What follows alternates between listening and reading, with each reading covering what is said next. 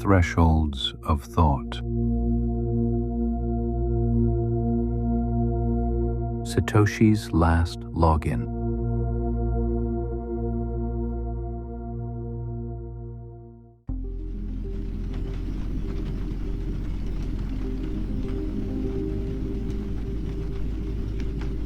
December 12th, 2010.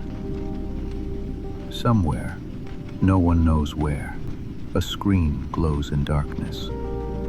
The username, Satoshi@vistomail.com. The forum, bitcointalk.org. In 3 months, this user will disappear completely, never to be heard from again. But tonight, there's one more message to send.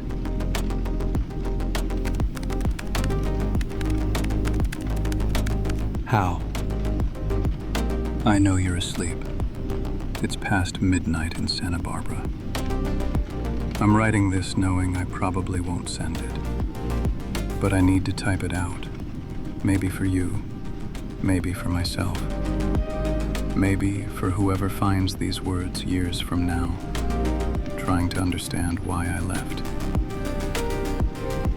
You were the first to believe, Hal. January 12th, 2009. Block 170. 10 bitcoins sent from my address to yours. I remember sitting here, wherever here is, watching the transaction propagate through the network. My hands were shaking. Not because of the technology, I'd tested that 1,000 times, but because someone else finally saw what I saw. Peer-to-peer electronic cash system. Clean, technical, bloodless. But you understood what I really meant, didn't you? Freedom from gatekeepers. From central banks printing money to pay for wars. From PayPal freezing WikiLeaks' donations because the government said so. From every middleman who ever said, "We'll process your transaction for a fee if we approve." I thought I was building a tool, a protocol. Mathematics can't be evil, right? Cryptography is neutral. Code is truth. I was wrong, Hal. Last week, I watched someone in a forum explaining how to use Bitcoin for ransomware. Not hypothetically, a tutorial, step by step. Anonymous, untraceable, perfect. They said it like I'd given them a gift.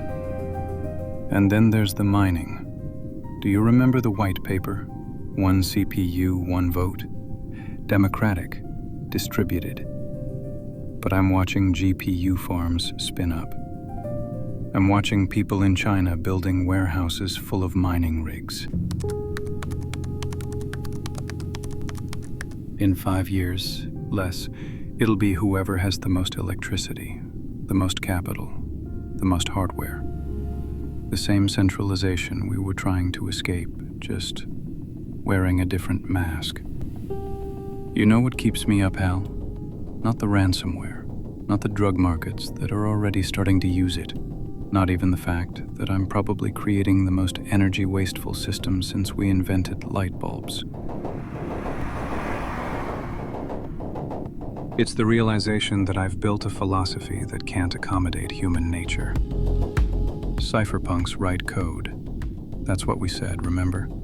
Tim May, you, me, the whole mailing list. We don't petition. We don't protest. We write code that makes freedom inevitable. But code runs on human infrastructure. Humans who want power. Humans who want profit. Humans who will optimize any system until it serves them, not the system's original purpose. I've been thinking about disappearing, Hal. Not dramatically, just fading out. Stop responding to emails. Stop posting. Let Bitcoin become what it's going to become without me trying to steer it. maybe that's the only honest thing to do. I designed a system without central authority. If I stay, I become the central authority. Satoshi says this.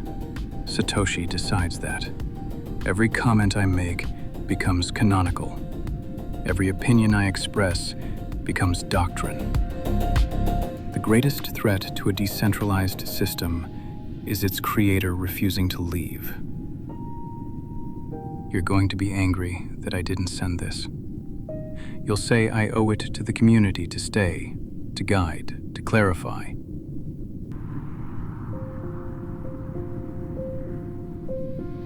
But Hal, if I stay, there is no community. There's just me, and everyone asking me what to think. I used to think anonymity was about protection, staying hidden so the government couldn't find me, couldn't stop me. But now I think it was cowardice. I gave the world a tool for radical transparency. Every transaction public, every movement of value permanently recorded. But I hid myself. What does that say about my faith in the system I created? I'm going to sign off in a few minutes, Hal. Update the software one more time. Post something bland about DDoS protection. Then silence. They'll speculate. They'll search. Some will say I was never real, just a collective. Others will claim they've found me, a dozen different people in a dozen different countries. Let them wonder. Maybe Bitcoin only works if Satoshi Nakamoto doesn't exist.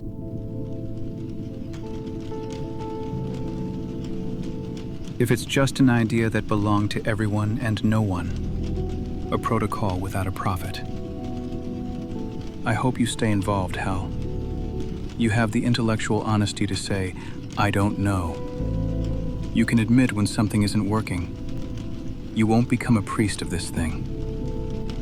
And if someday, years from now, someone figures out who I was, I hope they're disappointed.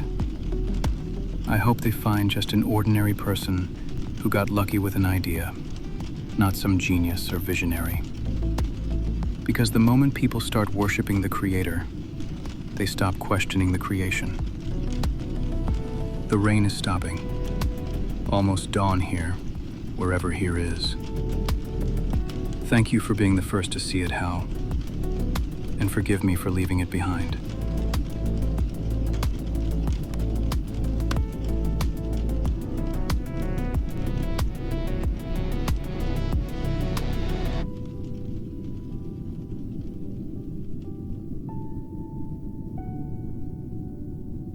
Three months later, Satoshi Nakamoto posted a final message about software modifications, then vanished.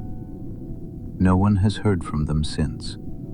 Their identity remains unknown. Their Bitcoin wallet, containing over 1 million coins, has never moved. Bitcoin survived their departure. It grew. It changed. Whether it became what Satoshi intended or something else entirely, that question remains at the threshold between code and humanity, between the system we design and the uses we discover. Hal Finney died in 2014 from ALS, his body frozen in liquid nitrogen. He never stopped believing in the dream they shared.